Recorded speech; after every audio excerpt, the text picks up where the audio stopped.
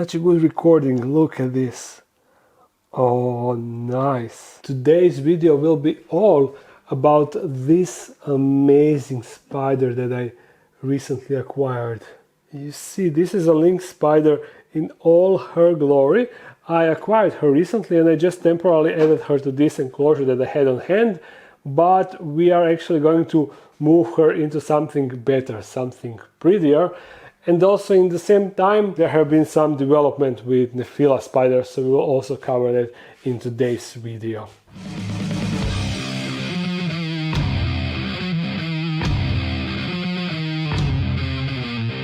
And also we will not need to build the permanent enclosure for her because I also have that prepared. I mean, I had it set up for some other animal that is no longer inside, so there is no real reason to destroy this setup because it is perfect for this spider.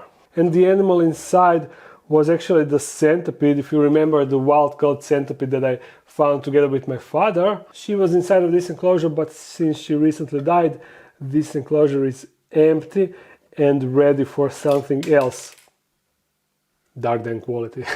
But actually reality is kind of different because there is someone else living inside of this enclosure, and that is one wild spider, I mean house spider, that built a web in this corner. You see? In case you cannot see the spider, I have a macro lens so you will be able to see it better. It is pretty small. There's the spider. It's pretty tiny, and it is the one that builds a horizontal web. Ooh. This species builds a horizontal web, and it actually got a bit of silk tunnel over there, you see. Since the spider is so small, I think that I will just leave it inside and let it be, because it will not threaten the Lynx spider, and I think that it is also so small that Lynx spider won't be bothered by it and will not try to eat it. So yeah, I will just leave it inside. But first I would like to try and feed it, so I'm gonna drop one fruit fly and hopefully I will be able to record that. Hopefully I can drop it precisely. If I can only drop it. Okay. Oh, well, that was super fast. Unfortunately, spider just quickly pulled the fruit fly inside of its tunnel. You see it down there. Yeah, and actually fruit fly is kind of big when you compare it with the spider, right? It is almost as big as a spider. And also above it, you can see the molt. Is that a molt? Yeah, I think it is. So that means that this little guy or girl is growing inside. So there is something to eat. I'm not really sure what. I assume springtails or those super annoying flies that are usually flying everywhere. But they are a bit smaller than fruit flies. I don't know, it is interesting. Now with that spider being fed, we can start tweaking this enclosure. Because, for example, we don't really need a cork bark hide, because you see, the Lynx spider is just hanging from top, and that is basically all. For last 2 weeks, or I'm not really sure how long I have her, she's just standing over there. And if you check it out, look how she webbed the top lid. All of those tiny dots, they are the connecting points from all of those silk trails, you see? All of that, she's basically just webbing the top of the enclosure. And she also webbed a bit on the back, you see? So that's why I'm gonna remove that cork bark. I will trim down this plant, and I will also add some branches for the anchoring points. And by the way, you see this plant.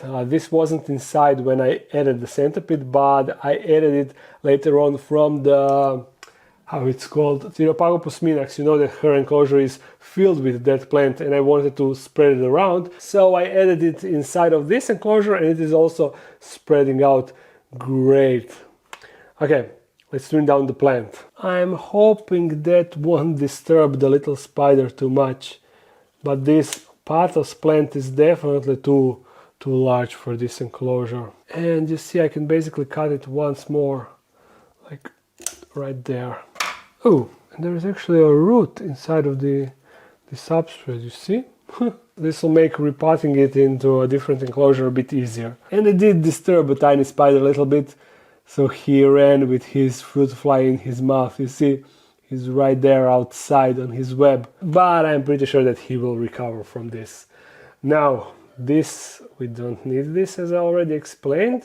I'm gonna put that aside. I will just fill this hole with a current substrate, like no problem, and I will just let this plant to carry on in this direction, to just spread around. Also, I will need to trim this plant all the time. By the way, you see, this plant sprouted on its own. It was in the substrate or in the background, I'm not sure. Anyhow, let me get some anchoring points, some branches. I will just push it inside of the substrate. Even though the branches are too long, I will cut them to appropriate dimensions, of course. But I want them as close to the top lid as possible. There we go, ta-da, the enclosure is ready for the Lynx spider. Let's get it in. Actually, first I will check if she's in the mood for a brief handling. That would be really sweet, so I'm just gonna take this top. Oh, and actually pull the branches together with the web. I don't really need these branches. Ooh, the webbing is pretty strong. Whoa, I'm pulling pretty hard, you know? And ooh, I think that this is the strongest web I ever encountered. I'm not sure, but definitely stronger than all tarantula webs I tried out. Okay, how can we do this? I definitely need a tripod. Oh, she's already moving towards my hand. I think that their eyesight is better than when you compare them with tarantulas. So I'm not sure how this will go. You're not in a bitey mood, right, girl? Can I just poke you a little bit?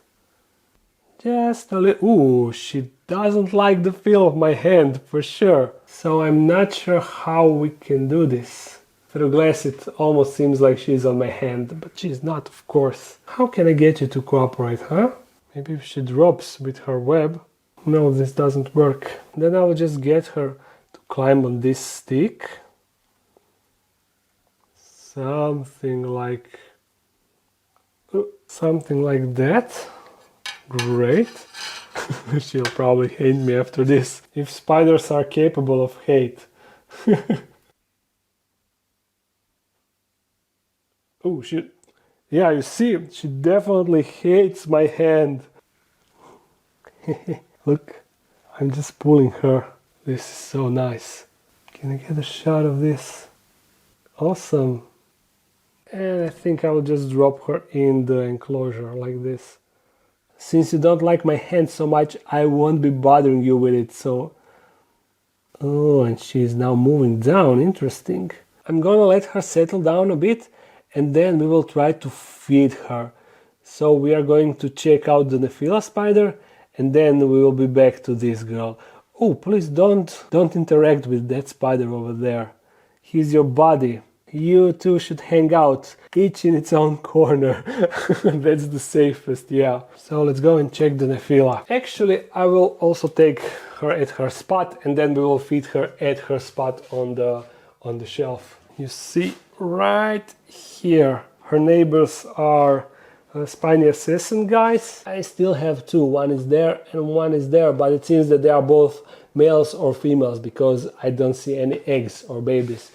And the other neighbor is Lacidora parahibana, standard tarantula, yeah. Anyhow, Nephila update. You know, when I introduced her to this enclosure, she made her web right here. And 2 days ago, I arrived here and she was gone. She wasn't there. I was like, what? Where is the web? Because web was also gone. She didn't die. I mean, at least I was hoping that she didn't die because I couldn't see any parts of her webs left. Only a little bit here, but the main segment, it was gone. So I knew that she moved somewhere else, but I couldn't find her anywhere. I was looking like crazy. I was like, where did you go? I was looking over there, everywhere, on top, down here, on bottom, over there, everywhere. And nothing. She wasn't there until I spotted that she made her web right in front of my face when I was checking out. For some reason, I didn't spot her immediately. Actually, she did move it down a bit. She was actually somewhere here originally. So that was a relief, but then I spotted that something is strange because she did appear a bit bigger and I was like, did she molt? Yes, no, maybe. So I went down and checked if I could find the molt and thankfully I did find it. Check it out. This is Nephila molt, her molt. You can actually still see her fangs and stuff, and also those things at the end of her legs. So yeah, that was certainly a Nephila molt. She grew, she's bigger now, but unfortunately the male already died. He was mature, and even if I introduce him to her, nothing would happen because she still wasn't an adult, because she's still growing, and she will still be, I'm hoping, much bigger than this. So that means I will need to get another male once she is mature, if I can detect when she is mature. And I'm a bit mad at the sellers that sold me these two, because I asked if I can get a male and a female, a pair, and when you ask for a pair, it means that you have intentions to breed that animal. So by selling me a mature male and immature female, they intentionally knew that the male will die before the female will be mature, and that male will be useless to me, and they still sold me that. So it was kind of unfair and scummy not to disclose me that vital, critical information, but whatever, karma is hopefully a thing. Anyhow, I have another information. The Argiope baby from top also disappeared on the same day, and I assumed that she ate it somehow, because I couldn't also find the web anywhere, but today I actually spotted where it migrated. Look down there, you see the web pattern? That is the Argiope baby, and it is currently munching the fruit fly that I gave it. So I'm just recording a bit from the other side so you can see it. There it is. Thankfully it is still with us. You see it is doing something with the fruit fly. So all in all, awesome updates in regards to these orb weavers. Now let's do a little time jump, because I wanted to give her some time to settle in. And I decided to feed her here because I have greater control over the light. Now you see, 2 days have passed and she is once again here on the top, completely settled in, and also her neighbor is still alive and fine over there, you see? So that's a good thing that they didn't fight or anything. And in theory, this is now a communal setup, because we have 2 different spiders inside. I bet you didn't expect that. Over here I have a Lateralis roach that we will try to give her. So if she's hungry, we should see a nice takedown. I will try to put it over here on the web to see if she will approach. Ooh.